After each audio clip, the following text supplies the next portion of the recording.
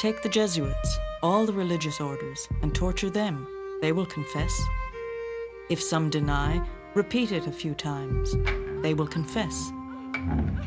Should a few still be obstinate, exorcise them. Shave them. Only keep on torturing, they will give in. Take the canons, the doctors, the bishops of the church. They will all confess.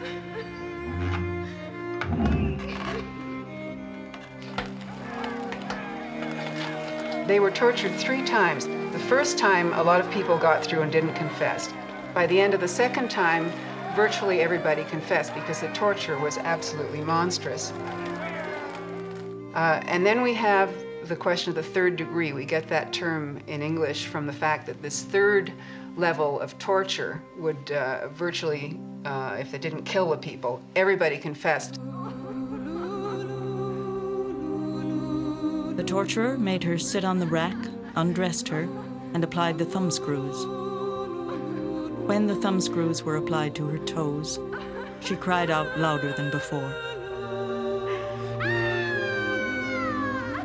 The inquisitor inserted the mouth pair and demanded that she confess. When it was removed, she told her story.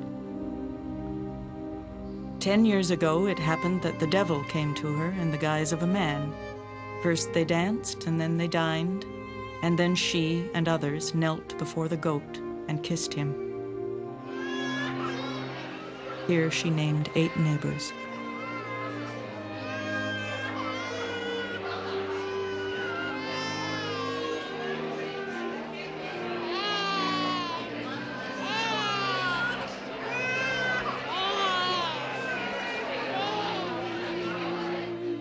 Only one letter, written in 1590 by Rebecca Lemp, survives.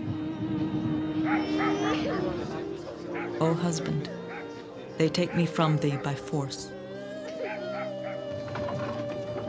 How can God suffer it? My heart is nearly broken.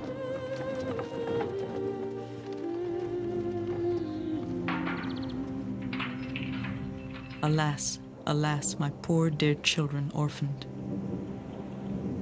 Husband, send me something that I might die, or I must expire under torture. If thou canst not today, do it tomorrow. Write to me directly, R.L.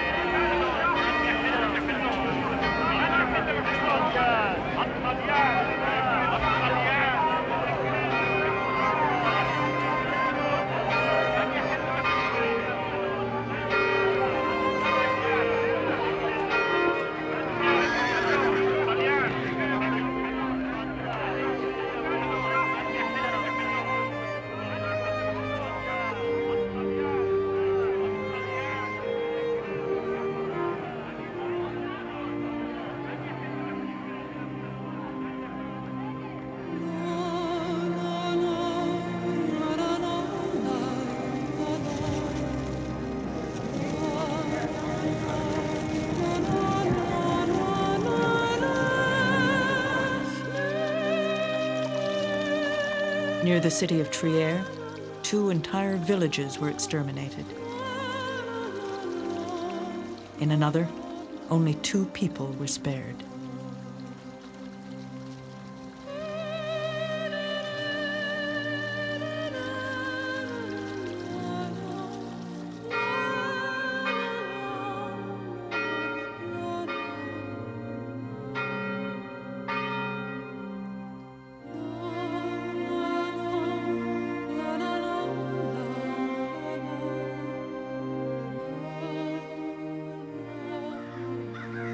It took the church 200 years of terror and death to transform the image of paganism into devil worship and folk culture into heresy. The days when Europeans met under the fairy tree to dance and sing and celebrate the rites of spring were disappearing.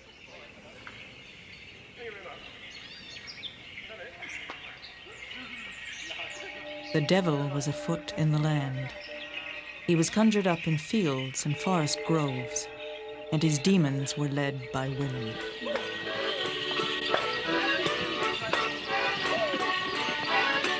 Pagan celebrations that once affirmed the people's connection to the land gradually took the guise of secular carnivals, and the festivities were led by men.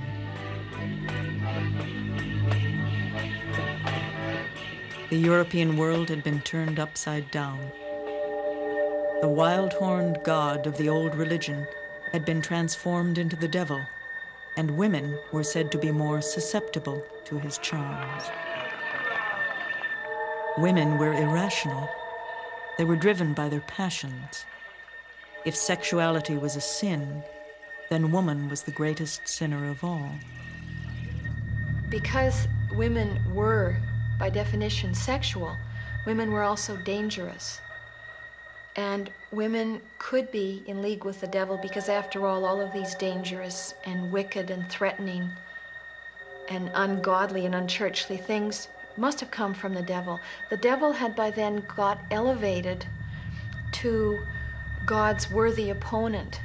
There had been changes in church doctrine that made the devil almost the other side of the coin of God.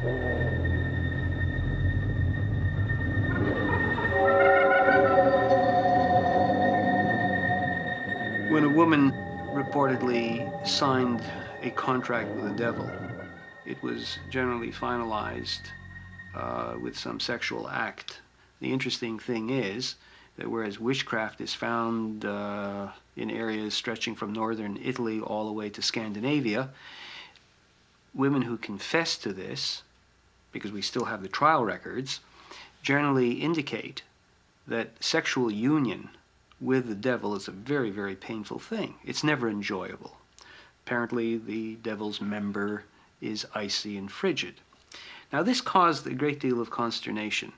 If there wasn't such a thing as witchcraft, how come all these women respond in the same way? And remember, we're in the 16th century. There is no such thing as radio, telephone, TV. These are very, very remote communities and villages.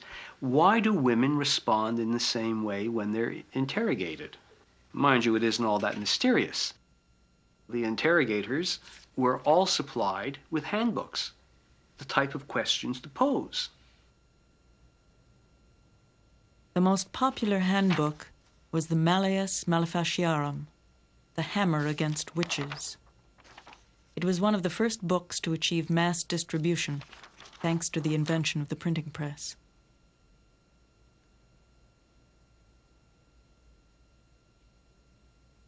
The most nefarious book ever done on how to burn a witch was done by not one but two Dominicans, Malleus Maleficiarum, in the late 15th century.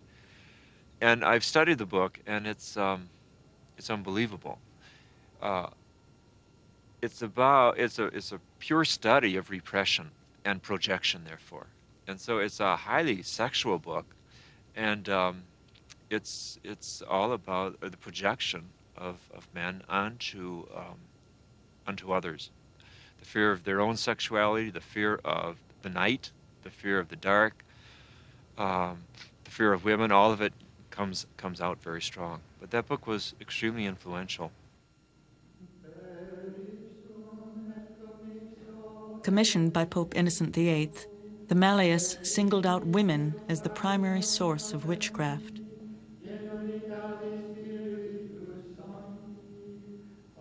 Maybe my lifetime is dedicated to repairing the sins of my fathers, you see. And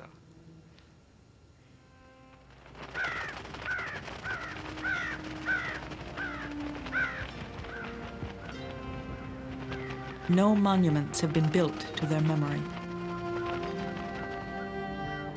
Only a few relics, like the witch's cart, remain to mark their passing.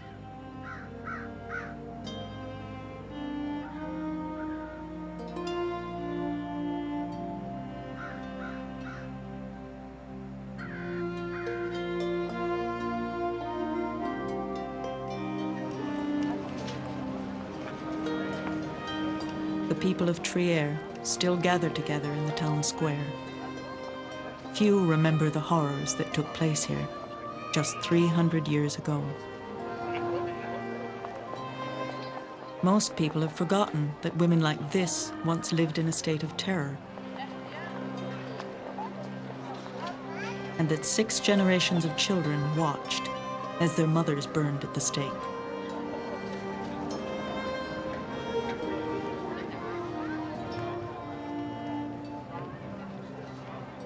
History is written by the winners.